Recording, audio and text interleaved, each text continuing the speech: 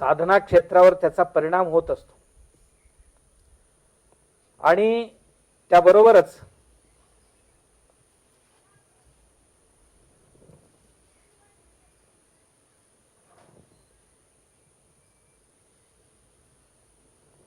क्रोधित माणसं काय करतील काय नाही करतील कधी काळी ह्यांचा कोणालाही भरोसा नाही आणि स्वतःलाही त्याला भरोसा नसतो. आणि इतकं विपरीत परिणाम का? ही क्षेत्रशे प्रत्येकी आम्ही जे काय करतो त्याची प्रतिक्रिया ही लगेच उमटतात.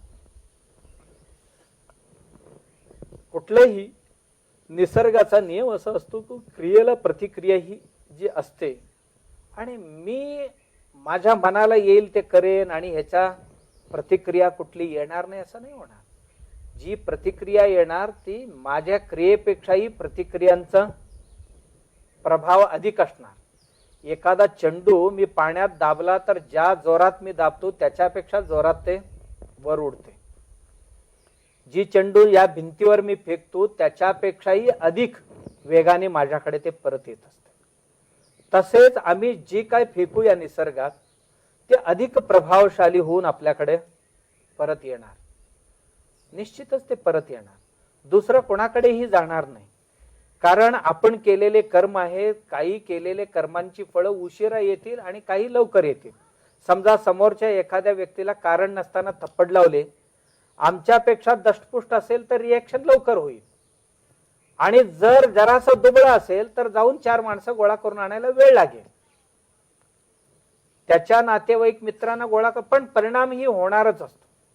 तसंच आमच्या या क्रुद्ध मनाला घेऊन केलेले व्यवहार, क्रुद्ध गुणाला घेऊन केलेले व्यवहार हे कधीही गोड परिणाम देऊ शकत नाही आणि यांचा परिणाम कधीही कडूच असणार आहे आणि लगेच मिळणार. एक सामंत होता, हत्ती पाळला होता. सामंत हत्ती पाळला होता. मग तो दर दिवशी जंगलात जात असताना, कारण त्याला जंगलात त्याची शेतीवाडी असल्या कारणाने काही झाडं बिडं तोडायचं किंवा जंगलातली प्राणी अमुक तमुक यांच्याकरता त्या हत्ती बरोबर त्याला सुरक्षित होता. त्याच्या कामासाठी सुद्धा हत्ती हवंच होता, कारण तिथून काही वस्तू बाहेर काढायचं असेल बाकी कोणाचा घास नव्हता. म्हणून अत्यंत प्रेमाने हत्ती पाळलेला होता. हत्ती खरोखर माणसासारखे होते त्यांची स्वभावाने. जाता जाता त्याचा एक मित्र होता वाटेत, जो शिंपी होता. त्याच्याजवळ जरासं थांबायचा, 5-10 मिनिटं गप्पा गोष्टी करायचं, करून पुढे निघून जायचं. आणि हत्तीलाही सवय झालेली की जाताना या आतमध्ये चहा बी पीत बसले की तोही चांगला होता शिंपी. त्याची माणसं आत कपडे शिवत असणार आणि तो दुकानासमोर दोघे मित्र बोलत उभे राहिले की तेवढ्यात तो हत्तीला एखादा नारळ तरी खायला द्यायचा, ऊसाची तुंडके तरी द्यायचा. हत्तीलाही बरं वाटायचं, ह्याच्या दुकानाजवळ आलो म्हणजे काहीतरी खायला देतो असं वाटायचं. बरीच दिवस चाललेले असं. एके दिवशी त्या शिंप्याच्या मनात काय आलं की दर दिवशी याला आपण खायला प्यायला देतो, आज जरासा मजा करूया म्हणाला. शिंपीच होता, सुई होती त्याच्याकडे आणि हळूच त्याने काहीतरी देईल म्हणून सोंड पुढे आणल्याबरोबर टोचल्याबरोबर पटकन हत्तीने मागे सरकलं. क्रुद्ध झालेला हत्तीने मनात आणलं असतं तर त्याच वेळी त्याला चिरडूनही टाकलं असतं. पण हत्ती पण माणसाळलेलाच होता. थोडासा संयमाने राहिला आणि गेले. हत्तीचा मालक जो सामंत आणि हत्ती ही शेतात गेले आणि थोडासा इकडी तिकडी ओढ्यात नदीत पाण्याबरोबर खेळलं आणि परत घराकडे निघाले. येताना कधी शिंप्याच्या दुकानावर जात नव्हता हत्ती, पण मालक पाठीमागे होता सामंत. हत्ती सरळ त्याच्या दुकानावर गेले आणि मालकालाही आश्चर्य वाटलं आणि त्या शिंपीलाही आश्चर्य वाटलं. अरे, परत येताना कधी माझ्या दुकानावर येत नव्हता आणि ह्याचा स्वभाव आज कसा काय बदलला. गेला पाठीमागे आणि का गेला म्हणून तो शिंपी पण का आला म्हणून, हत्ती इकडे का आलाय म्हणून शिंपी पण दुकानाच्या नुसतं उंबऱ्या बाहेर येत होता. हत्तीने आपल्या सुंडीत धरून आणलेले जे चिखलाची पाणी होते फुर्र करून सगळे त्याच्या अंगावर सोडले.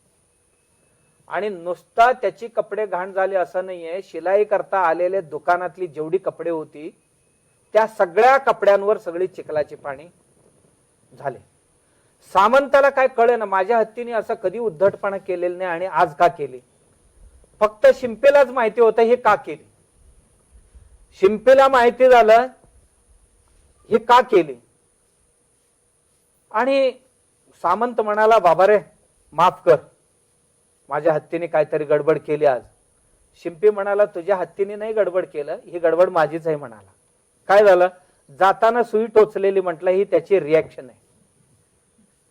जाताना मी त्याला जे सुई, दर दिवशी मी उसाची तुंडकी आणि नारळ देत होतो, आज त्याच्याऐवजी उपकाराऐवजी मी आज अपकार केला त्याच्यावर, आणि त्याचा हे रिॲक्शन आहे. आणि काय क्षमा मागायची काय कारण नाही, मीच क्षमा मागतो त्याच्याकडे. दर दिवशी एक नारळ देत होतो, आज 2 देतो म्हटलं त्याला खायला. आणि दर दिवशी 2 तुंडके देतो, तर आज 4 तुंडके उसाची देतो म्हणाला. दिला. मग हत्ती शांत झाला. मी ही कथा सांगण्यामागील तात्पर्य एवढंच आहे की आपण जे करतो ह्याची रिॲक्शन ही येणारच आहे काही. मग आपण कोणत्या गुणाने युक्त होऊन व्यवहार करावं हे ठरव. मग हा क्रोध इतका भयानक आहे आणि मी म्हणवणाऱ्यांना वाकवतो. मग हा क्रोधच आमच्यापेक्षा मोठा आहे का? काय याचा नियंत्रण करता येत नाही का? क्रोधाचा नियंत्रण होत नाही का? मग जगात काय सगळीच बर्बादच झालेले आहेत का? नाहीये. अति क्रोधी माणसं जी आहेत त्यांच्यात सुद्धा सुधारणा झालेली आहे, त्यांच्यात सुद्धा भरपूर परिवर्तन झालेले आहे. त्याच्याकरता काही साधनांची गरज आहे, स्वाध्यायाची गरज आहे, साधना करण्याची गरज आहे, व्रतसंकल्पादींची गरज आहे. आणि निश्चितच माणसापेक्षाही कुठली गुणावगुण मोठी नाहीये. आपल्या जीवाच्या स्वभावापेक्षाही आत्मस्वभावापेक्षाही कुठलंही दुर्गुण मोठे नाहीये. कारण स्वभाव सिद्ध गुण जे निसर्गाने आमच्या बरोबर आलेले आहेत त्याच्यापेक्षाही कृत्रिम आलेले हे कुठलेही गुण आमच्यापेक्षा मोठे नाहीये. आम्हाला फक्त समजून घ्यायचं आहे, आम्ही जे विसरल्यामुळे यांचा प्रादुर्भाव आमच्यावर झाला. आमचा मूल स्वभाव आम्ही विसरलो.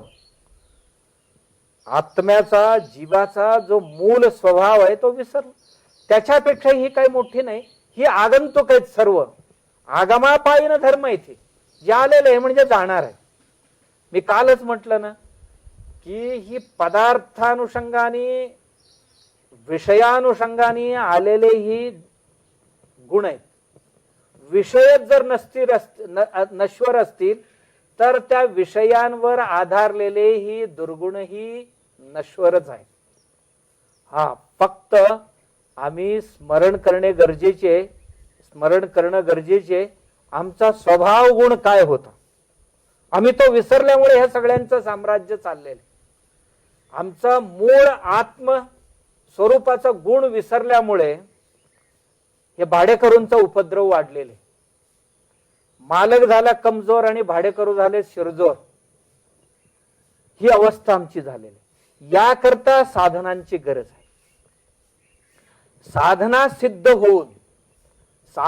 सिद्ध होऊन तो माणूस मैदानात उतरला तर तोच योगी बनतो, तोच पंडित बनतो. हे महात्मा विदुर सांगतात की काय साधना करा. आणि तो आपण उद्या क्रोध शमनासाठी करावयाची साधना छोटी छोटी आपण दर दिवशी घरात करतो, त्यांना पुन्हा एकदा आपण आठवण करायचं. तो आपण उद्या करूया. आज पुन्हा आमचे डॉक्टर विवेक हळदवणे सर आलेले आहेत. वैद्य, मला डॉक्टर सवय होते तर वैद्य हळदवणेकरजी आलेले आहेत आणि आज ते विषय प्रतिपादन करणार आहेत. स्वयंपाकघरातली आयुर्वेद. हा, आपल्या स्वयंपाकघरातच काय आयुर्वेद आहे त्या संबंधात ते विशद करतील.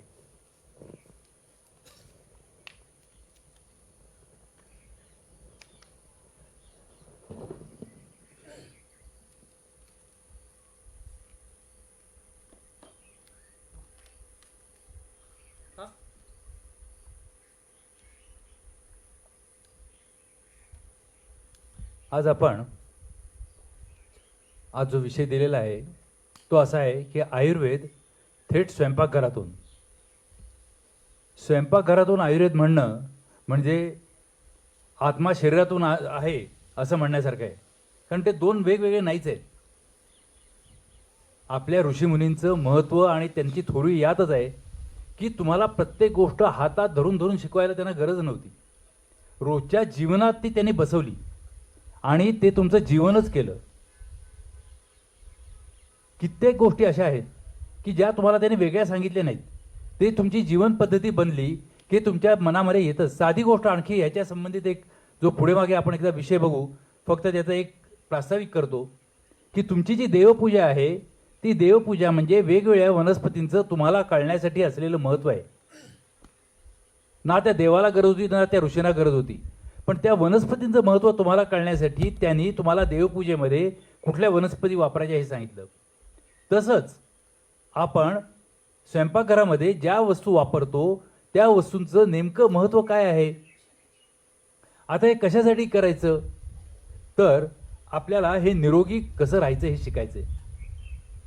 दक्षिण महाराष्ट्रामध्ये विशेषतः सांगलीमध्ये जे लोक असतील त्यांना एक व्यक्ती माहिती असेल की साधक श्रेष्ठ काकासाहेब तुळपुळे म्हणून होते.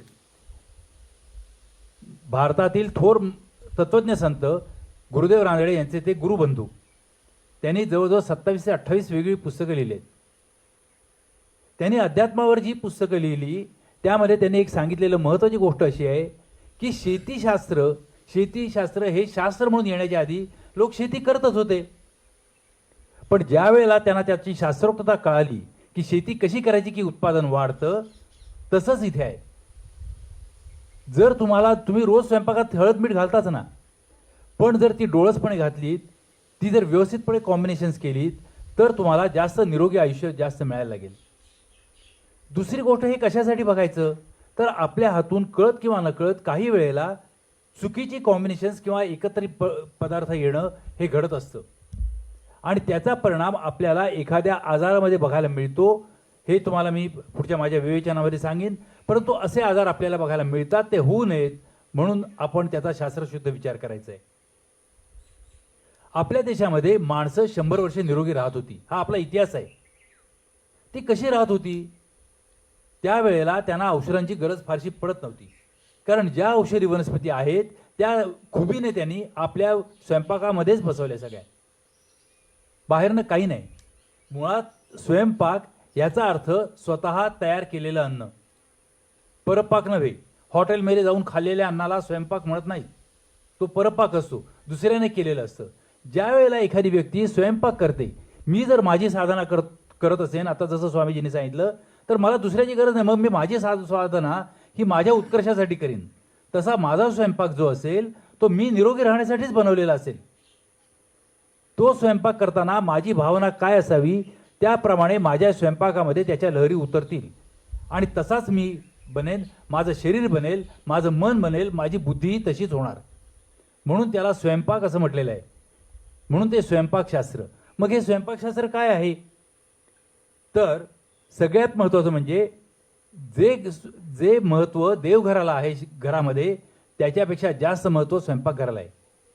पूर्वीच्या काळी मला आठवते माझ्या लहानपणी की स्वयंपाकघरात वाटेल त्याला येऊ देत नव्हते. स्वयंपाक हा सोहळ्याने केला जायचा. आज आपल्याला हे सगळं सॅनिटायझेशन वगैरे करावं लागतं. पूर्वीच्या काळी तशी पद्धत नव्हती. माझी आजी वगैरे स्वतः स्वयंपाक करायच्या आधी स्वतः स्नान करायची. सचेल स्नान झाल्यानंतर ती स्वयंपाकघरात गेली, वाटेल त्या माणसाला स्वयंपाकघरात प्रवेश नव्हता. चपला घेऊन मी स्वयंपाकघरातनं फिरतोय हे दृश्य आमच्या घरात कधीच बघायला मिळालं नसतं. माझी गच्छंती झाली असती घरातून. वाटेल तसं फिरायला परवानगी होती. इतका तो स्वयंपाक शुचिरभूतपणे पवित्रपणे तो देताना सुद्धा त्याचा आविर्भाग देऊन मगच तो सेवन केला जायचा. इतकी पवित्रता त्यात होती. म्हणून माणसांचं मन शरीर हे दोन्हीही निरोगी होतं. आता आपण जे वेगवेगळे जे अन्न घटक तयार करतो, आपण भाकरी करतो, भात करतो, भाजी करतो, आमटी करतो, तर हे महत्त्वाचे घटक आहेत स्वयंपाकातले. परंतु त्याला जे पूरक घटक लागतात ते तयार करण्यासाठी ते काय काय आहेत, त्यांचे गुणधर्म काय आहेत, हे आज आपण बघूया. साधारणपणे मी जी साधारण यादी काढली, सरासरी 30 घटक आपण स्वयंपाकघरात वापरतो. वेगवेगळे घटक वापरतो रोजच्या स्वयंपाकात. ते काय आहेत, ते कसे जर आपण व्यवस्थितपणे वापरले तर आपल्याला त्याचा फायदा होईल, या गोष्टींचा आज आपण विचार करूया. थोडा आज होईल, थोडा उद्या होईल. आता सगळ्यात महत्त्वाचं म्हणजे एक गोष्ट सगळ्यांना कबूल असेल की निसर्ग जो आहे हा माणसापेक्षा जास्त हुशार आहे, निश्चितपणे हुशार आहे. त्याला आपल्यापेक्षा, मग त्याला तुम्ही काही म्हणा, ईश्वर म्हणा, काही म्हणा, पण जे घडतंय ते आपल्यापेक्षा जास्त डोळसपणे घडतंय, ह्याच्यातमध्ये शंका नाही. आईन्स्टाईनने एके ठिकाणी म्हटलंय की देवाने फासे खेळत खेळत काही सृष्टी बनवलेली नाही. ही सृष्टी बनवताना त्याच्या पाठीमागे एक निश्चितपणे विचार आहे. मग हा विचार कुठला? तर ज्या ज्या गोष्टी ज्या ज्या ठिकाणी घडवल्या आहेत त्या तिथल्या माणसांसाठी, तिथल्या पशूंसाठी, तिथल्या पक्ष्यांसाठी योग्य आहेत. एक 2-3 आपण उदाहरणं बघूया आणि मग पुढच्या विषयाकडे जाऊया. सर्वसाधारणपणे कोकणामध्ये जर तुम्ही गेलात तर कोकणामध्ये जे अन्न तयार होतं, भात तयार होतो, तांदूळ तयार होतं, हा तिथल्या लोकांसाठीच बनवलेला आहे. ज्याने 50 फूट नारळामध्ये पाणी बनवलं, एवढं चांगलं खोबरं, गोड खोबरं बनवलं, त्याला तिथे गहू तयार करता आला असं की नसता? ज्वारी तयार करता आली असती की नसती? निश्चितपणे त्या निसर्गाने तयार केलं असतं. पण तिथे न करण्यामागे काहीतरी एक निश्चितपणे विचार आहे. जो प्रदेश थंड आहे त्या ठिकाणी या सृष्टीने गहू तयार केलेला आहे, घाटावर जोंधळा तयार केला आहे, बाजरी केली आहे. जे जे अन्न ज्या ज्या लोकांसाठी हितकारक आहे ते निसर्ग तिथे तयार करत असतो. म्हणून तिथे नारळ तयार केला, नाचणी तयार केली, तांदूळ तयार केला, हे सगळं तिथे तयार केलं. तुम्ही जर घाटावर आलात तर इथे ज्वारी, बाजरी वगैरे तयार होते. इथे खोबरं तयार, नारळाची झाडं आता लावतो आपण, पण नारळ इथे तयार होत नाही, मूळचं अन्न नव्हे इथलं. इथे भुईमुग तयार होतो, तेलासाठी इथे देवाने भुईमुग तयार केला. म्हणजे एक सृष्टीमध्ये निश्चितपणे विचार आहे. आणि जे जिथे तयार होतं ते जर खाल्लं तर काही बाधत नाही. दुसरा भाग बघू आपण फळांचा. आंबा, जांभूळ, करवंद वगैरे ही सगळी कोकणामध्ये तयार होतात. सफरचंद काश्मीरमध्ये तयार होतं. सफरचंद जिथे तयार होतात तो जर भाग बघितला तर आल्प्स पर्वतापासून हिमालय पर्यंतच तयार होतो. कारण तिथे दुसरं कार्बोहायड्रेटचं चांगलं अन्न नाही, म्हणून लोकांना कार्बोहायड्रेट्स मिळावेत, पिठूळ पदार्थ जास्त मिळावेत, म्हणून त्या प्रकारचं फळ तिथे तयार झालं. सफरचंद इथे तयार होत नाहीत. तुम्ही सफरचंदाची झाडं लावून बघा, सफरचंद लागत नाही. एवढ्या उष्ण प्रदेशामध्ये सफरचंदाची गरज नाही. इथे वेगळ्या प्रकारची फळं माणसाच्या, पशूंच्या पोटात जावीत, पक्ष्यांच्या पोटात जावीत, ही निसर्गाची निश्चितपणे इच्छा आहे. तिसरा भाग आपण बघू औषधांचा. कोकणामध्ये काळे चिराई भरपूर तयार होतो, परंतु तिथे कडुनिंब तयार होत नाही. कोकणामध्ये कडुनिंबाची झाडं मला नाही वाटत बोटावर मोडण्या एवढी सुद्धा असतील. तिथे कडुनिंब तयार होत नाही एवढ्या उष्ण प्रदेशात. तिथे दुसरं कडू झाड सृष्टीने निर्माण केलं आणि कडुनिंब जो आहे हा आपल्याकडे घाटावर मुबलक प्रमाणात तयार होतो. म्हणजे थोडक्यात सांगायचं म्हणजे असं की जे जे अन्न जिथे तयार होतं, जी जी औषधी जिथे तयार होतात, ती ती त्या ठिकाणी वापरणं इष्ट असतं आणि तेच महत्त्वाचं आहे. आपल्याकडे इथे धमासा तयार होत नाही. धमासा तयार होण्यासाठी तुम्हाला पूर्व भागात जावं लागतं जिथे कोरडी जमीन आहे. कारण त्या ठिकाणी उष्ण प्रदेशामुळे मूत्र प्रवृत्ती कमी होते, लघवी कमी होते. मग लघवीला करणारी औषधी तिथे जास्त पाहिजेत, जे शरीरामध्ये पाणी जास्त निर्माण करतील. इतका विचार सृष्टीने केला आहे. आता आपण आपल्या फोडणीपासून सुरुवात करू. आपण जी फोडणी देतो त्या फोडणीला सगळ्यात अगदी महत्त्वाचा विचार करतो. फक्त चवीसाठी फोडणी देतो का? मला असं वाटत नाही की आपण फक्त फोडणीसाठी चवी देतो. एक वैद्य म्हणून मला नाही वाटत. का नाही वाटत? तर त्याच्या पाठीमागचा विचार. आता जिरं जे आहे ते जिरं आपण जिऱ्यापासून सुरुवात करू. जिऱ्याची फोडणी देताना आपण तूप वापरतो, मोहरीची फोडणी देताना आपण तेल वापरतो. आता तुम्ही सांगा, आपल्याला एखादा पदार्थ भाजी तयार केल्यानंतर आपल्याला तेल किंवा तुपाची त्याला फोडणी द्यावी लागते. पण ते तूप किंवा तेल गरम झालंय का हे आपल्याला कसं कळावं? आपण थर्मामीटर घालतो? नाही. तुपामध्ये फोडणी घातली आणि ती तडतडायला लागली की समजावं की तूप योग्य तेवढं तापलेलं आहे. तोच त्याचा थर्मामीटर आहे. तूप त्याच्यामध्ये घातलं, तुपामध्ये तुम्ही जिरं घातलं रे घातलं, ते तडतडतं की आता योग्य तापलंय तूप, तेल. तूप व्यवस्थित तापलंय, आता त्याची फोडणी द्यायला ते योग्य झालंय. तेलाच्या बाबतीत मोहरी टाकली की मोहरी तडतडते, ती योग्य झाली तयार. अशा पद्धतीने आपण त्याचा वापर करू शकतो. आता जिरं तुपामध्येच का वापरायचं? तर जिऱ्याचा सर्व अर्क हा तुपामध्येच येतो, त्याची रुची वाढते. आणि तुम्ही आता कोकम सरबत वगैरे तयार करता त्यावेळेला तुम्ही त्यात जिरं घालता. तर जिऱ्याने आंबट पदार्थ जे जे आहेत आपल्या शरीरामध्ये जाणारे ते पचवायचं सामर्थ्य जिऱ्यामध्ये आहे. म्हणून बऱ्याचशा आंबट पदार्थांच्या बरोबर आपण जिरं वापरतो. ते पाचक आहे. गॅसेस कमी करणारा आहे, शक्तिवर्धक आहे. जिऱ्याचा महत्त्वाचा गुण म्हणजे अतिशय शक्ती वाढवतं ते. आणि सगळ्यात महत्त्वाचं म्हणजे उलटी आणि जुलाब होत नाहीत त्याने. उलटी जुलाब थांबवण्याचे सुद्धा गुणधर्म आहेत. जिऱ्याची पावडर तूप साखरेतनं देतात. सगळ्यात दुसरा भाग काय आहे की डोळ्यांना जिरं अतिशय चांगलं आहे. डोळ्यांसाठी जिरं अतिशय चांगलं आहे. आता तुम्ही सांगा, या प्रत्येक गोष्टीसाठी आपण वेगवेगळे पदार्थ खात बसण्यापेक्षा आपण असं नाही काय करू शकतो, रोजच्या आपल्या जेवणामध्ये त्याने जिरं घातलं. जिरं घातल्याचा परिणाम आपल्याला काय झाला की आपले कळत नकळत डोळे चांगले राहायला लागले.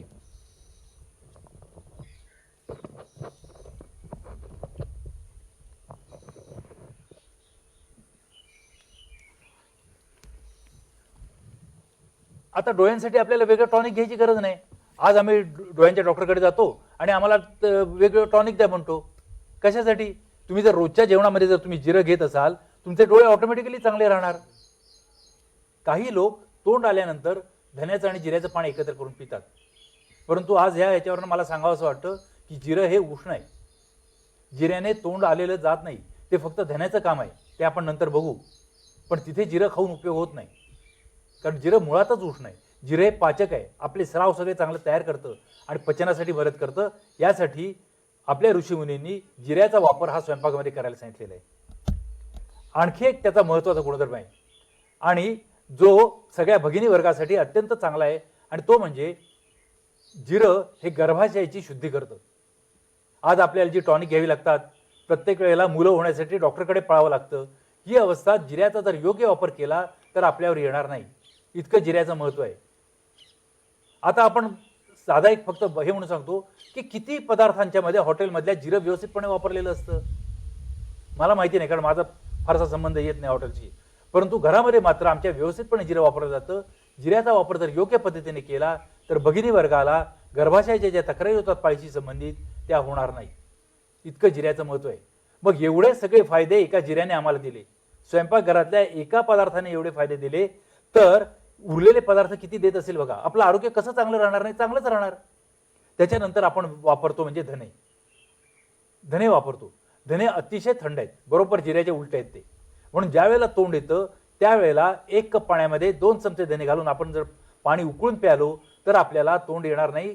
रादर उष्णतेचे सगळेच्या सगळे घटक जे आहेत ते आपले कमी होतील. फक्त धन्याचं पाणी तयार करताना एक महत्त्वाचा सगळ्यांनी लक्षात ठेवण्यासारखं आहे, ते म्हणजे धन्याचं पाणी तयार करताना स्टीलचं भांडं कृपया वापरू नका. स्टीलचा धन्याच्या भांड्यावर परिणाम होतो आणि धन्याच्या पाण्यावर परिणाम होतो, आणि धन्याच्या पाण्याचा स्टीलवर परिणाम होतो, कारण स्टील काळं पडतं आणि धन्याचं पाणी काळं पडतं. आणि दुसरी महत्त्वाची गोष्ट म्हणजे स्टीलच्या भांड्यामध्ये जर तुम्ही धन्याचं पाणी तयार केलं तर उलट्या आल्यासारखं होतं, म्हणजे ते काहीतरी परिणाम होतो. बाकी कुठल्याही प्रकारचं भांडं तुम्ही वापरू शकता. ॲल्युमिनियमचं वापरा, तुम्ही बाकी कशाचंही वापरा, पितळेचं वापरा. सगळ्या स्वयंपाकासाठी सगळ्यात चांगलं भांडं म्हणजे पितळी भांडं.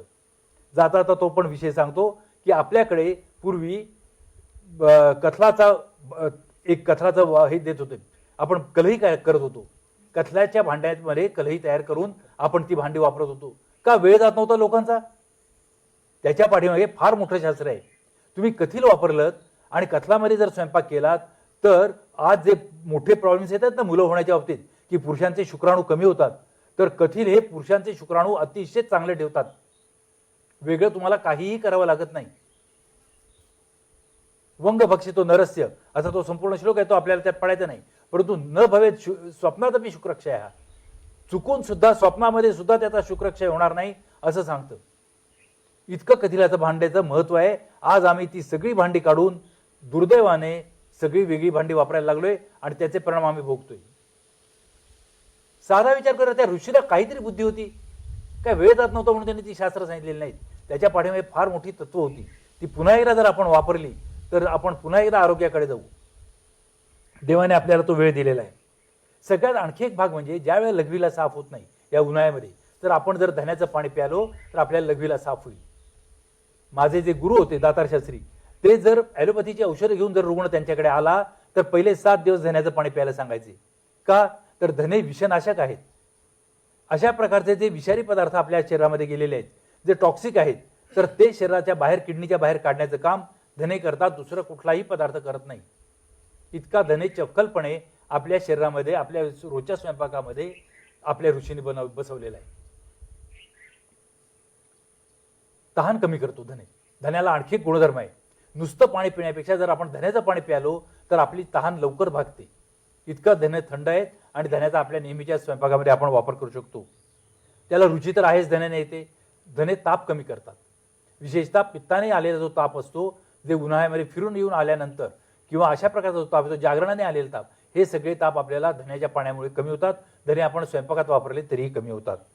खोकला, श्वास हे कमी करण्याचं सामर्थ्य आपल्या धन्यामध्ये आहे. कारण जर ज्या वेळेला आपल्याला मूत्राशयावर ताण येतो आणि जो खोकला येतो किंवा दम लागतो, तर मूत्राशयातली जी विषारी पदार्थ आहेत ते धन्याच्या पाण्याने बाहेर गेले की येणारा जो खोकला आणि ताप आहे, श्वास आहे, दमा आहे, हे सगळे भाग धन्यामुळे कमी होतात. कोथिंबीर हे धन्याचं झाड, त्याच्यामध्ये तेच गुणधर्म सगळे आहेत जे धन्याचे आहेत ते, परंतु कोथिंबीर जास्त थंड आहे. कोथिंबीरीमध्ये आणखी एक गुण देवाने एक्स्ट्रा ठेवलाय आणि ती म्हणजे कोथिंबीर ही जास्त पित्त कमी करणारी आहे धन्यापेक्षा सुद्धा.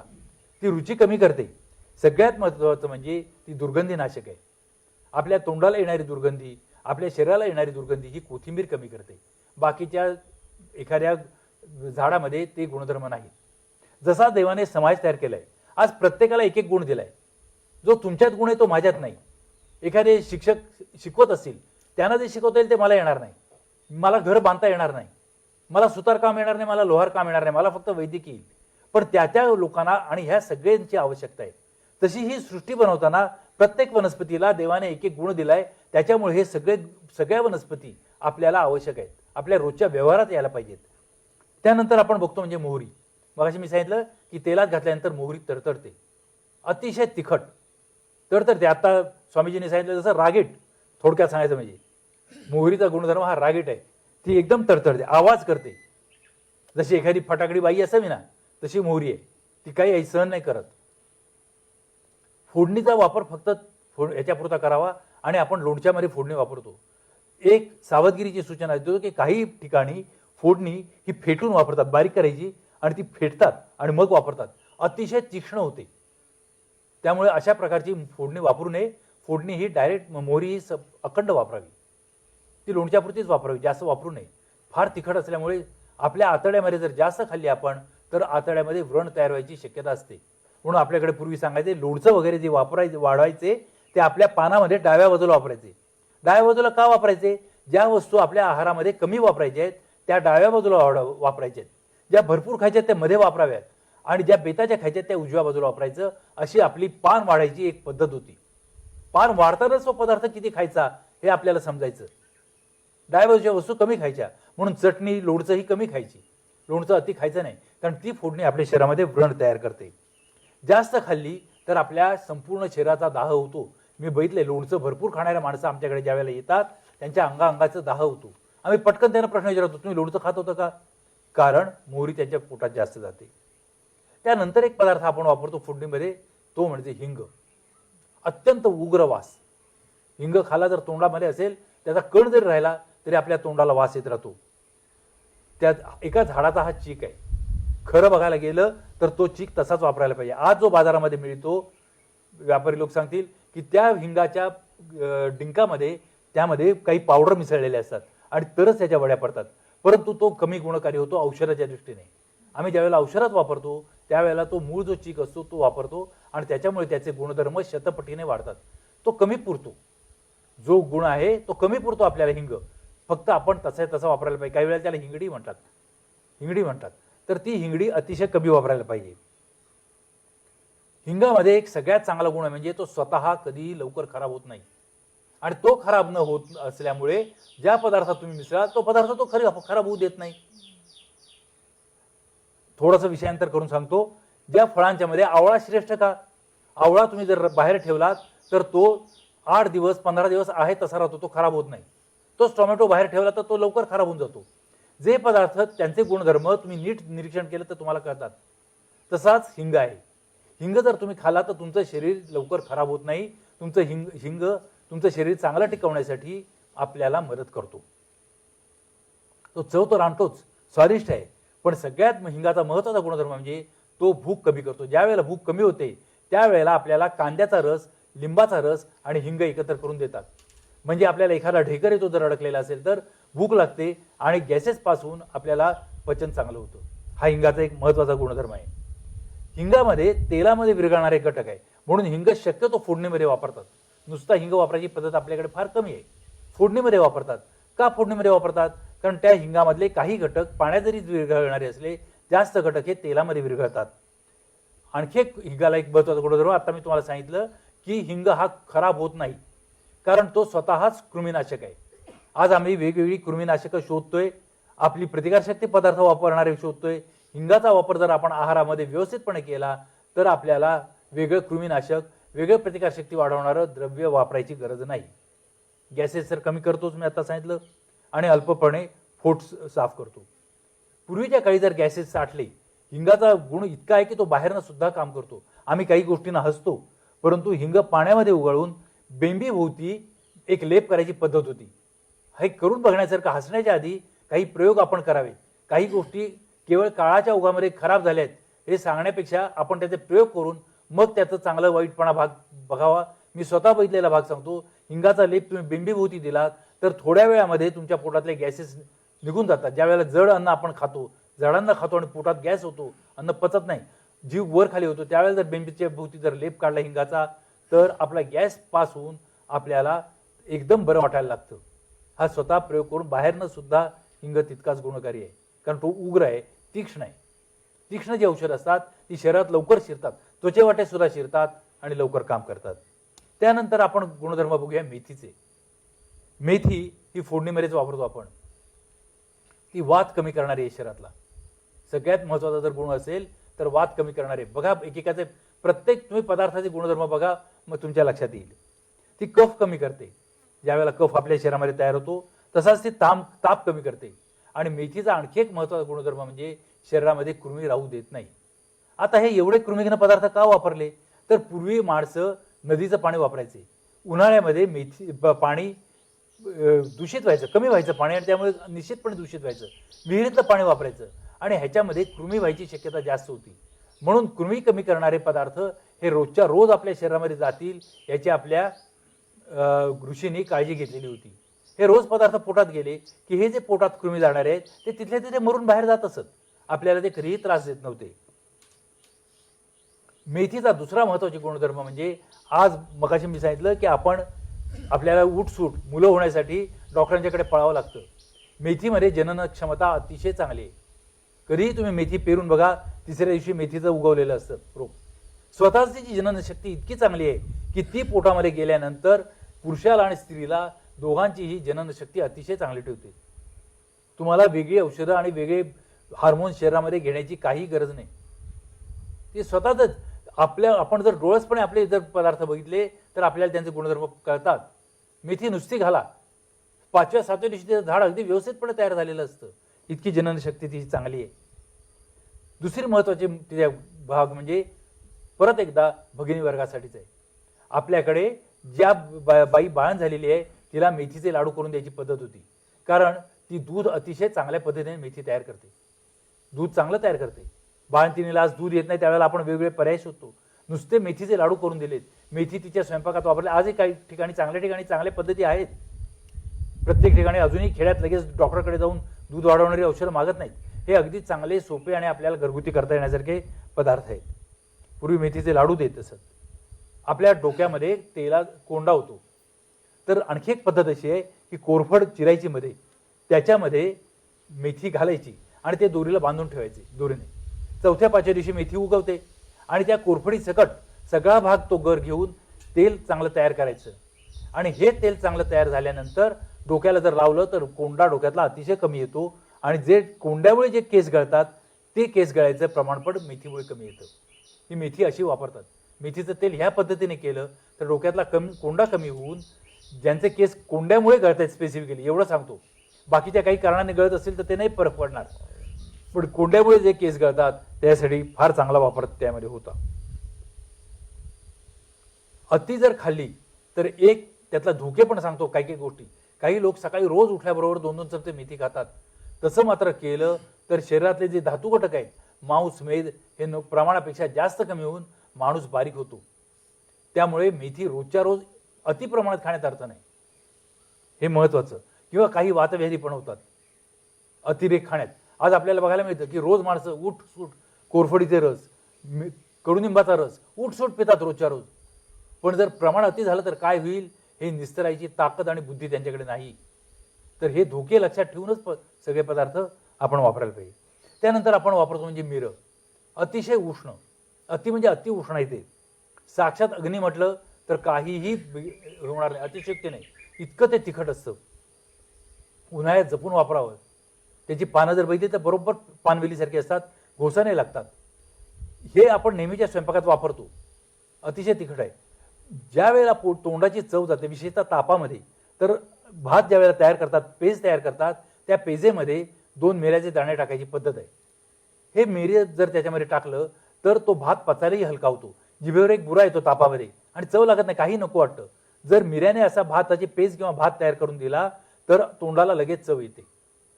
काही वेळेला त्याची चटणी पण करून देतात मिरेची कोकमाबरोबर, म्हणजे ती जास्त तिखट होत नाही. कोकम जर वापरलं त्याबरोबर तर, आणि जिरं वापरलं तर जास्त तिखट न होता तोंडाला लगेच चव येते. आयुर्वेदामध्ये मात्र वापरताना पांढरं मिरं वापरलं जातं, काळं मिरं वापरलं जात नाही. मिरं ज्या वेळेला ते तयार होतं त्याच्यावरचं टर्फल तांबडं, त्यावेळेला मिरं काढून घेतात आणि त्यातला जो पांढरा भाग आहे ते अतिशय तीक्ष्ण असतं. त्याची शुद्धी केल्याशिवाय ते वापरता येत नाही. म्हणून पांढरं मिरी आयुर्वेदामध्ये वापरतात. ते ज्यांना माहिती आहे, जे वैद्य आहेत त्या लोकांनीच ते करावं. सर्वसाधारण स्वयंपाकात फक्त आपल्याला गुणधर्म माहिती पाहिजेत की का वापरलं. मिरं पोटामधले जे स्राव थांबलेले आहेत ते स्राव तयार करण्याचं काम करतं आणि म्हणून भूक वाढते आणि त्याच्यामुळे पचन पण सुधारतं, गॅसेस पण जातात. दुसरा एक मिऱ्याचा महत्वाचा गुणधर्म म्हणजे असा आहे की मिरं हे स्वतः थंडी कमी करतं. ज्या वेळेला थंडी भरून ताप येतो तर त्याच्या आधी जर मिऱ्याचं सेवन केलं, मिऱ्या जर 1-2 मिरी टाकून जर पाणी प्यालं तर ताप तर कमी येतोच, पण सगळ्यात महत्त्वाचं म्हणजे थंडी वाजायचं कमी होतं. हा मिऱ्यामध्ये असलेला एक बाकीच्या सगळ्या पदार्थांच्या पेक्षा एक वेगळा गुणधर्म आहे आणि म्हणून ते आपल्या रोजच्या स्वयंपाकामध्ये त्याला स्थान मिळालेलं आहे, त्याला मान मिळालेला आहे. मिरं शक्यतो जर आपल्याला बाधू नये असं वाटत असेल तर आंबट पदार्थाबरोबर वापरावं. तुम्ही टोमॅटोचं सार करता त्याच्यामध्ये मिरं वापरतो आपण. जी वेगवेगळ्या प्रकारची सूप आहेत, ताकामध्ये मिरं घालून जर तुम्ही वापरलं तर ताक भाजत नाही. अति जर ताक पिण्यात आलं, या उन्हाळ्यामध्ये होतं आपल्याला, पण किंचित जर तुम्ही त्याला मिरं लावलं तर ताक स्वतः भाजत नाही आणि मिरंही भाजत नाही, कारण ते गुणधर्म एकमेकाला वेगळे आहेत. त्यानंतर अतिशय स्वयंपाकशास्त्रातला ज्याला मेरुमणी म्हणू असा पदार्थ म्हणजे लसूण. तुम्हाला ऐकताना कदाचित आज वेगळं वाटेल, पण लसणीसारखा पदार्थ सृष्टीमध्ये तयार झाला नाही. आपल्या जिभेला 6 रसांचं ज्ञान होतं असं आपण म्हणतो. 6 रस आपल्या जिभेला कळतात: गोड, आंबट, खारट, तिखट, तुरट. या 6 पैकी 5 रस एका लसणीमध्ये आहेत. म्हणून रस ऊन, एक रस कमी असणारं, म्हणून त्याचं संस्कृत नाव रसोन आहे. मराठीमध्ये ते लसूण झालं. फक्त आंबट रस नाही, बाकी 6 पैकी 5 रस एका लसणीमध्ये आहेत. इतकं ते श्रेष्ठ द्रव्य आहे. आणि म्हणून लसूण जर आपण वापरली तर आपल्याला सगळेच्या सगळे रस मिळतात. पावसाळ्यामध्ये लसणीसारखं दुसरं औषध नाही, कांदा आणि लसणीसारखं. कारण आता आपण उन्हाळ्यामध्ये आहोत. उन्हाळ्यामध्ये आपल्या शरीरामध्ये वातद्रव्य जी असतात ती जास्त साठतात आणि ज्या वेळेला पाऊस सुरू होतो त्यावेळेला ह्या वाताचा प्रकोप होतो. म्हणून फ्लू सारखे अंग दुखणारे ताप आपल्याला वाताचे ताप हे पावसाळ्याच्या सुरुवातीलाच येतात. आणि म्हणून त्यावेळेला लसणीसारखं श्रेष्ठ द्रव्य हे वापरलं गेलं पाहिजे. ते का वापरायचं नाही पावसाळ्यात मला माहिती नाही. जाता जाता फक्त एक गोष्ट सांगतो की ह्या लसणीची उत्पत्ती ही अमृतापासून तयार झाली आहे असं आपलं पुराणशास्त्र सांगतं. इंद्राचं आणि गरुडाचं एकदा युद्ध झालं. त्यावेळेला गरुडाने तो अमृत कुंभ होता तो पळवला आणि तो घेऊन निघाला. त्यावेळेला त्याचे काही थेंब जमिनीवर पडले आणि त्याच्यापासून लसूण तयार झाली असं पुराणशास्त्र सांगतं. त्यातला भाग जाऊ देत. हा का सांगितले असेल गोष्टी, त्याचं श्रेष्ठत्व कळायला. ते द्रव्य अमृता समान आहे हे तुमच्या मनामध्ये घट्ट बसण्यासाठी या पुराणाच्या गोष्टी जोडल्या आहेत. त्यातलं तत्व लक्षात घेऊया आपण. ती गोष्ट विसरलो तरी चालेल. इतकं लसणीला आपल्या संपूर्ण शरीरशास्त्रामध्ये महत्व आहे. त्याचे गुणधर्म किती वर्णन करावेत. सगळ्यात महत्त्वाचं म्हणजे ते वातनाशक आहे. संधिवात ज्याला आपण आमवात म्हणतो, हे नाश करणारं लसूण हे सर्वश्रेष्ठ द्रव्य आहे. भूक भरपूर वाढवतं, चव येते. ह्या मी सांगायलाच नको, कारण आपण स्वयंपाकात वापरतो. चटणी करतो, लसणीची फोडणी देतो, आणि नुसती लसणीची फोडणी दिलेली आज स्वयंपाकघरात आपल्याला वास जरी आला तरी इकडे आपली भूक चाळवते. इतकं ते श्रेष्ठ द्रव्य आहे. केसांना अतिशय हितकारक आहे लसूण. लसणीचा जर वापर आपल्या रोजच्या जेवणामध्ये केला तर केस अतिशय चांगले राहतात. आणि सगळ्यात महत्त्वाचं म्हणजे म्हाताऱ्या लोकांचा तो अतिशय चांगला मित्र आहे. म्हाताऱ्या लोकांच्यामध्ये वात वाढलेला असतो, काळ वाताचा असतो. त्यामुळे सांधेदुखी, वेगवेगळे हाडं वाजणं, सांधे दुखणं, ही सगळी द्रव्य, पोट साफ न होणं, भूक कमी लागणं, ही सगळीच्या सगळी वाताची लक्षणं त्यावेळेला तयार होतात.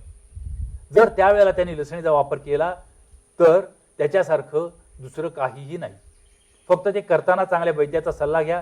पण लसूण हा म्हाताऱ्या माणसांचा अतिशय जवळचा आणि चांगला मित्र आहे. फक्त तो कच्चा जास्त खाऊ नये, कारण कच्चा खालात लसूण तर आतड्याला व्रण व्हायची शक्यता असते. मी माणसं बघितली आहेत, सांधा दुखतो म्हणून लसूण चेचली आणि त्याचा सांध्यावर लेप घातला आणि दुसऱ्या दिवशी भाजल्यासारखे फोड आलेले आहेत. इतका तो उष्ण आहे. त्यामुळे कच्चा कमी खावा, शक्यतो तो फोडणी हेच त्याचं चांगलं भाग आहे. त्यानंतर लसणीनंतर त्याचाच महत्त्वाचा भाग म्हणजे त्याचा चांगला अगदी जिगरी दोस्त म्हणजे कांदा. कांदा ही लसणीसारख्याच गुणांचा आहे, फक्त त्यामध्ये पाण्याचं प्रमाण जास्त असतं. आपण उन्हाळ्यामध्ये नाकातनं रक्त वगैरे आलं तर डोक्यावर लगेच कांदा ठेवतो, कारण कांद्यामध्ये पाण्याचं प्रमाण जास्त आहे. त्यामुळे तो लसणी इतका तिखट नाही, लसणी इतका बाधत नाही. कांद्यामध्ये सुद्धा तेवढेच गुण आहेत. आता बघा, आपल्या ज्यांनी सण तयार केले त्यांनी कसं आपल्याला खुबीने सांगितलंय. आषाढ महिन्यामध्ये आपण कांदेनवमी तयार करतो. कांदेनवमी करतो म्हणजे कांदेनवमी आपण साजरी करतो. याचाच अर्थ त्या काळामध्ये कांदा जास्त खाल्ला गेला पाहिजे, कारण आता वाताचा काळ चालू होणार. तुम्हाला वाद बाधू नये म्हणून कांद्याचा वापर करा, हे आपलं शास्त्र आपल्याला सांगतं. दुसरी महत्वाची गोष्ट म्हणजे तत्व त्यातली गेलेली आहेत. कांदा आणि लसूण ज्या वेळेला पावसाळ्यामध्ये आपण पावसाचं पाणी पितो आणि जर आपल्याला जुलाब झाले तर ते थांबवणारी दोन्हीही महत्वाची औषध आहेत. कांद्यासारखं औषध मूळव्याधीमध्ये दुसरं औषध नाही, अमृत आहे. कांदा फुफाट्यात भाजावा, साली सकट भाजायचा आणि तो तसा तसा कांद्याचं साल काढून तो खायचा. रक्त जिथल्या तिथे थांबवणारं सर्वश्रेष्ठ औषध कांदा आहे मूळव्याधीतलं. काही वेळेला जर तसं आपल्याला शक्य नसेल, आता चुली गेल्याच आहेत, पण जर तुम्ही कांदा जर दह्याबरोबर खाल्लात तरी रक्त थांबवणारं आणि संडाच्या जागेची आग थांबवणारं हे सगळ्यात चांगलं आणि घरगुती औषध आहे. म्हणून कांद्याचा वापर आपण स्वयंपाकात करतो, अगदी लगेच रक्त थांबवतो. कांदा आणि जर सुरणाची भाजी जर आपण स्वयंपाकात वापरली तर आपल्याला मूळव्याध होणार नाही. त्या माणसाने कसं बघा, आपल्या किती शरीराची काळजी घेतली.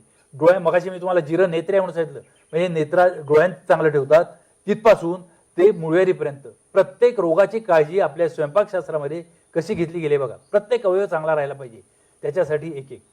लसणीचं सांगताना लसूण ही आपलं कोलेस्ट्रॉल कमी करतं, ज्यांना आधुनिक शास्त्र कळतं त्यांच्यासाठी, आणि त्याच्यामुळे आपलं हृदय चांगलं राहतं. कांद्यामध्ये सुद्धा तेच गुण आहेत. त्यामुळे ह्या दोन जोडगोळीचा जर आपण वापर केला तर आपल्याला काहीही हे येणार नाही, अडचण येणार नाही. दुर्दैवाने काय झाले की कांदा आणि लसूण खाऊ नका म्हणून सांगतात. त्याचा वापर किती करावा हे जर तारतम्य ठेवलं तर ती जेवढी बाधतात तेवढी बाधणार नाही. जाता आता थोडंसं विषयांतर होते, पण सांगतो की आपल्या देशामध्ये त्याचं काही वेळेलाचा धर्मशास्त्राने आरोग्यशास्त्रात नको तेवढं डोकं घातलंय आणि त्याच्यामुळे चांगले गुणधर्म सुद्धा काही वेळेला नष्ट झाले.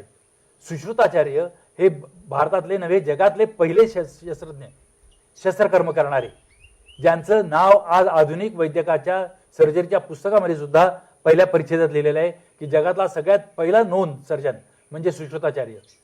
परंतु अहिंसेचा अतिरेक केल्यामुळे हे शस्त्रकर्म करणं हे आपल्या देशातनं नष्ट झालं.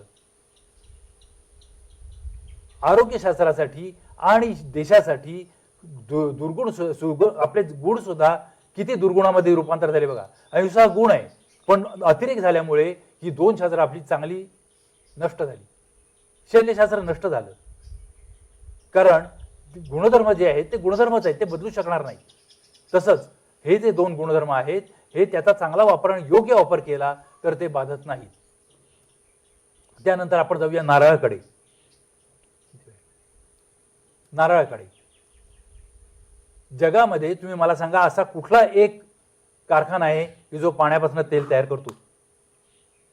पण नारळ मात्र नारळाच्या पाण्यापासूनच तेल तयार करून दाखवतो. कुठलाही पंप न लावता 50 फूट नारळामध्ये पाणी चढतं. नारळाचं झाड उभं कापून बघा, तुम्हाला एखादा पंप मिळतोय का? जमिनीतलं पाणी 50 फूट वर न्यायचं आणि तिथे तितकंच पाणी तयार करायचं, हे कौशल्य फक्त नारळाकडे. आणि तुम्ही जर झाड, मगाशी मी सांगितलं, जर डोळसपणे बघितलं तर तुम्हाला त्याचे गुणधर्म आपणून कळायला लागतात. नारळाचं झाड आकाशामध्ये जातं. आकाश, मागे मी सांगितलं, आपली कर्णेंद्रिय आहेत, ही आपलं आकाश आहे. म्हणून कानाच्या सर्व विकारांच्या वर नारळासारखं औषध नाही. नारळामध्ये खोबरं आहे. ख म्हणजे आकाश. आकाश अतिशय ज्याने आपलं चांगलं ठेवलंय असा आकाश म्हणजे मन. मन आपलं चांगलं राहण्यासाठी आपल्याला खोबऱ्याचा वापर करता येतो. हे चौथ्या सकट वापरायला पाहिजे. गोंधळ कधी सुरू झाला? आपण प्रत्येक पदार्थापासून त्याचे एक्स्ट्रॅक्ट्स काढून वापरायला लागलो, त्याचे रिफाईंड वापरायला लागलो, त्यावेळेला आपल्याला त्रास व्हायला लागला. तुम्ही नारळाचं तेल काढून वापरायला लागलात की आपल्या ते रक्तवाहिन्यामध्ये साठायला लागणार.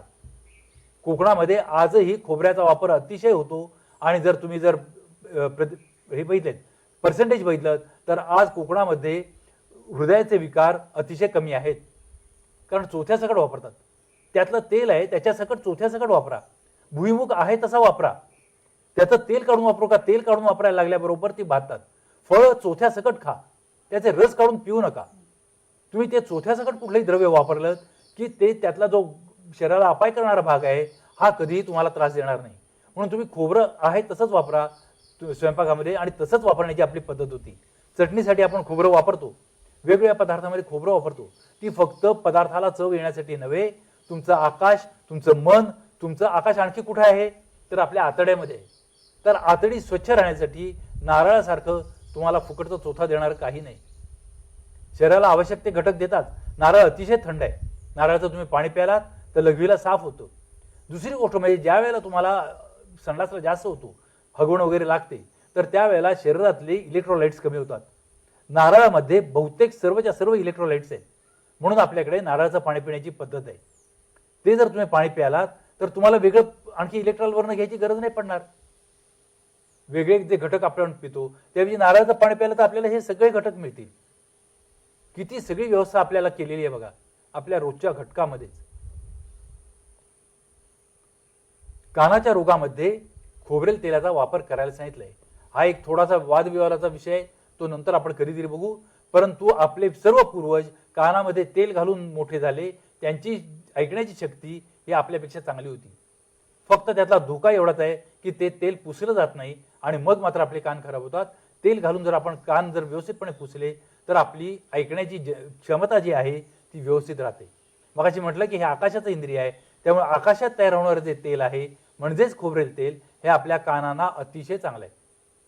दुसरी महत्त्वाची गोष्ट म्हणजे खोबरेल तेल हे आपल्या पायांसाठी अतिशय चांगलं आहे. आपण ज्या वेळेला पूर्वीच्या काळी माणसं चालायची आणि ती चालून पायांची आग व्हायची, डोळ्यांची आग व्हायची. डोळे चांगले ठेवण्यासाठी रोजच्या रोज खोबरेल तेल पायाला चोळणं याच्यासारखा दुसरा भाग नाही. म्हणून खोबऱ्याचा वापर महत्त्व कळावं म्हणून. आणि त्याचं जे बाकीचं आध्यात्मिक आहे तो आपण कधीतरी नंतरच्या भागामध्ये बघू. त्यानंतर विषय येतो म्हणजे तिळाचा. तीळ हे अतिशय पचायला जड आहे. सगळ्या भागामध्ये ते तयार होत नाही. ज्या भागामध्ये तीळ तयार होतात त्या भागातल्या लोकांनी तिळाचा वापर हा तेल म्हणून करायलाच पाहिजे. तिळासारखं श्रेष्ठ तेल नाही. सर्व प्रकारे सर्व ऋतूमध्ये सर्व प्रकारे वापरण्यासाठी तिळाचं तेल वापरलं पाहिजे. म्हणून ज्या भागामध्ये जे तेल तयार होतं ते वापरावं. आपल्या भागामध्ये कारळ तेल तयार होतं, कारळे तीळ तयार होतात. त्यामुळे आपल्या भागामध्ये वापरण्यासाठी जो आता या भागामध्ये कारळ्याचं तीळ अतिशय चांगले, त्याची चटणी वापरावी, त्याचं तेल वापरावं. त्याला काही ठिकाणी खुरासनीचं तेल असं म्हणतात. ते तिळाच्या तेला इतकं उष्ण नाही आहे आणि अतिशय पाचक, पोट साफ करणारं. विशेषतः म्हाताऱ्या माणसांना जो पोटात वात धरतो आणि संडासला खडे होतात त्याच्यासाठी कारळ्या तिळाचं तेल अतिशय चांगलं. त्याच्यामध्ये चिंचेचं पाणी घालून ते तेल तयार करायचं, उकळायचं आणि ते जर 2-2 चमचे जेवणापूर्वी घेतलं तर आपल्या आतड्यांना आतल्या बाजूला लुब्रिकेशन होतं आणि ते लुब्रिकेशन झाल्यानंतर तिथे मळाचे वटक राहत नाहीत, खडे राहत नाहीत. थोडासा मिठाचा भाग घालावा लागतो आणि ते आपण वापरतो. तिसरा तेलाचा भाग येतो म्हणजे शेंगदाणे. शेंगदाणे जसं तीळ आकाशात तयार होतात, खोबरं आकाशात तयार होतं, तर शेंगदाणे हे पृथ्वीमध्ये तयार होतात. म्हणून प्रत्येकाचे गुणधर्म वेगळे आहेत. शेंगांचं तेल जे आहे हे जास्त आपल्या शरीरामध्ये पार्थिव गुण तयार करतं. त्याने आपलं आकाश शेंगदाण्याच्या दोन भागामध्ये आपलं त्याने आकाश जपून ठेवलंय. शेंगदाणे सुद्धा लगेच बाहेर येतात तुम्ही जर पेरलेत तर. याचं कारण एक आहे की आपल्या शरीराला जे आवश्यक घटक आहेत ते शेंगांच्या पासून मिळतात. आणि जे तेल स्निग्धता मिळते, महत्वाचा भाग म्हणजे अतिशय पौष्टिक, वेगळ्या प्रोटीन्सची आपल्याला गरज नाही. फक्त ते अतिरेकी प्रमाणात खाल्ले तर मात्र सांध्यामध्ये साठवून गाऊटसारखा विकार होतो. त्यामुळे ते प्रमाणातच खायला पाहिजे. त्याला गरिबांचे बदाम म्हणतात, ते काही खोटं नाही, कारण प्रोटीन्स अतिशय चांगले आहेत त्याच्यामध्ये. फक्त ते पित्तकारक आहेत, त्यामुळे तेवढं लक्षात ठेवायला पाहिजे, प्रोटीन्स भरपूर असल्यामुळे. त्यानंतर खसखस आपल्या स्वयंपाकात वापरतो आपण. अफूच्या बोंडातलं बी म्हणजे खसखस. अतिशय हलकं आहे, फुंकरीने मारलं तर उडून जाईल, पण त्याच वेळेला त्याच्यामधली जनन क्षमता अतिशय चांगली आहे. विशेषतः पुरुषांच्या मध्ये आज जे आपल्याला प्रकार बघायला मिळतात ते. आणि सगळ्यात चांगला भाग त्याच्यामध्ये म्हणजे ज्यांना झोप येत नाही त्यांना खसखशीची खीर करून द्यायची पद्धत आजही आपल्याकडे. खसखशीची दुधामध्ये खीर तयार करतात आणि ती खीर जर वापरली तर अतिशय चांगली झोप येते आपल्याला. असा खसखशीचा गुणधर्म आहे. त्यानंतर एक दोनच आता उरले तेवढे सांगतो. एक म्हणजे ओवा आपल्या स्वयंपाकात सगळ्या ठिकाणी वापरतात. ओव्याचं पाचक आणि गॅस साफ करणारं तर आहेच, पण सगळ्यात महत्त्वाचं म्हणजे फक्त तुम्हाला डायबिटीस नसेल किंवा विशिष्ट आजार नसेल आणि जर लघवीला वारंवार होत असेल तर अखंड ओवा पाण्याबरोबर गिळण्याची पद्धत आहे. अखंड ओवा जर पाण्याबरोबर गिळला तर वारंवार लघवीला होण्याचा विकार हा कमी होतो. काही रोग असे आहेत की ज्याच्यासाठी आज अनेक शास्त्रामध्ये काहीही उपाय नाही, परंतु हे आपल्याला त्या ठिकाणी बघायला मिळतं. दुसरी गोष्ट म्हणजे ओव्यामधला एक महत्त्वाचा भाग म्हणजे झोप येते. ओव्याला एक गुंगी आहे. ओव्यामध्ये 2-3 प्रकार आहेत, यवानी, अजमुरा वगैरे. तर त्यातले काही प्रकार जे आहेत ते आपल्याला झोप आणण्यासाठी उपयोगी पडतात. आणि ज्या लोकांना रात्री झोप येत नाही त्यांच्यासाठी एक चमचाभर ओवा घेऊन जर त्यांनी ते जर झोपले तर चांगली झोप यायला लागते. कुठल्याही प्रकारची मेंदूला सवय न लागता झोप आणणारं ओवा हे एक चांगलं द्रव्य आहे. आपल्याकडे ओवा आणखी एका पद्धतीने वापरला जातो. मुखशुद्धी करतात. जे लोक सुपारी खात नाहीत, ज्येष्ठ मध, ओवा असे एकत्र करून ते मुखशुद्धी तयार करतात.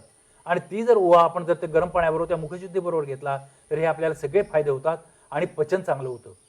म्हणून ओवा हा आपल्या स्वयंपाकशास्त्रातला एक महत्त्वाचा आधारस्तंभ आहे. त्यानंतर बडीशेप तर तिखट आहे किंचित, पोट तर साफ करतेच, चव आणते आपल्या ह्याच्यामध्ये, परंतु बडीशेपेचा एक गुण आणि एक अवगुण दोन्हीही लक्षात ठेवणं आपल्याला आवश्यक आहे. गुण असा आहे की ती गर्भाशयाची शुद्धी करते, म्हणून स्त्रियांसाठी ती सगळ्यात जवळची मैत्रीण आहे. रोज जेवणानंतर जर त्यांनी एक चमचाभर बडीशेप खाल्ली तर गर्भाशयाची, ज्यांना अंगावरनं जात नाही 4 दिवस मासिक धर्माच्या वेळेला, तर ते जाण्याचं महत्त्वाचं कार्य ती करते. परंतु त्याचबरोबर जर त्याचा अतिरेक केला, काही लोकांना बडीशेप भरपूर घेऊन खायची सवय असते, तर पाळीच्या वेळेचा रक्तस्राव लवकर थांबत नाही. काही वेळेला कारण सापडत नाही. बायका सांगतात पाळीच्या वेळेला थांबत नाही, पाळीच्या वेळेला सारखं जात राहतं आणि सापडत नाही. त्यावेळेला जर त्यांना विचारलं की तुम्ही बडीशेप खाता का, तर होकारार्थी उत्तर येतं. म्हणून बडीशेपेचा हा जसा गुण आहे तसा दुर्गुणही लक्षात ठेवण्यासारखा आहे. परंतु बडीशेप सुद्धा आपल्या स्वयंपाकातलं एक महत्त्वाचा भाग आहे. आणखी 2 भाग राहिले. एक म्हणजे कढीपत्ता. आपण जवळपास अनेक पदार्थांमधनं, आमटीमधनं, आपल्या अगदी उपीठापासून, उपम्यापासून सगळीकडे आपण कढीपत्ता वापरतो. एवढं कढीपत्त्याला महत्त्व काय दिलं आपल्या लोकांनी, आपल्या ऋषींनी तो वापरायला का सांगितला?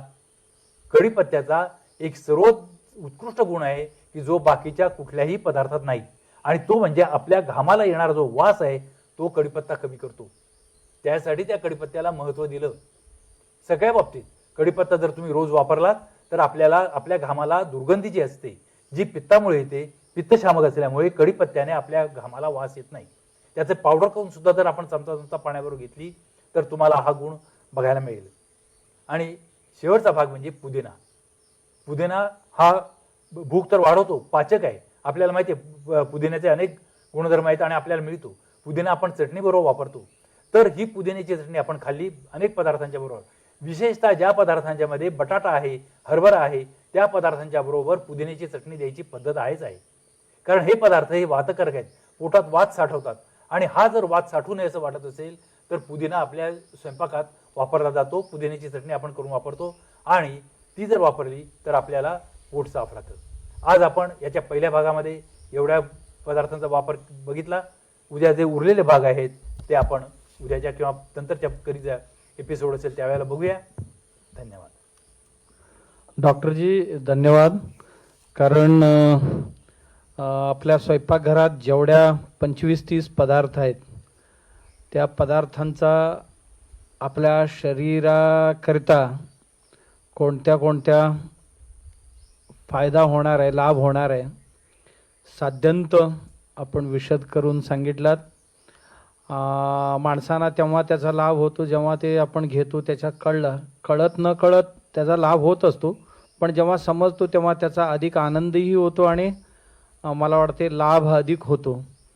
तर त्याकरता मी आपल्याला सर्वांच्या वतीने धन्यवाद देतो.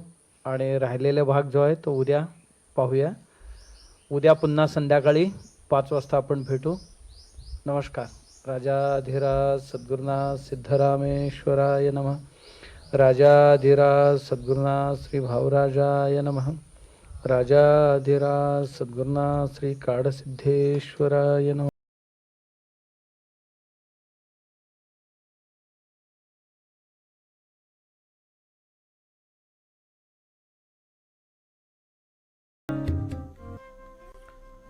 गेल्या काही वर्षात सिद्धगिरी म्युझियमच्या निमित्तानं कणेरी मठ पर्यटनाच्या नकाशावर आलंय.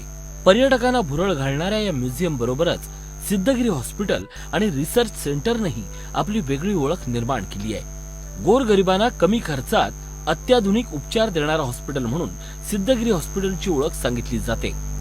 खासगी हॉस्पिटलमधील उपचार हे सामान्यांच्या हाताबाहेर जात असताना या हॉस्पिटलनं सामान्यांना आधार दिलाय. सिद्धगिरी हॉस्पिटलची जी सुरुवात झाली 8-9 वर्षापूर्वी, त्यावेळी आम्ही जेव्हा लोकांच्या घरी जायचो, ज्या पेशंटला बरं नव्हतं किंवा काहीतरी सर्जरी झालेली आहेत म्हणून, मग आल्यानंतर किंवा हॉस्पिटलमध्ये असताना पेशंट म्हणायचे की आम्ही शेती विकली, जमीन विकली, गाई म्हैशी विकली, दागिने विकली. आणि पेशंट बरं होऊन घरी यायचं पण आल्यानंतर राहायला घर नसायची किंवा पेशंट रस्त्यावर यायची. अशी स्थिती पाहिल्यानंतर आमचे स्वामीजी होते तेही म्हणायचे की आपण काय करू शकणार नाही का.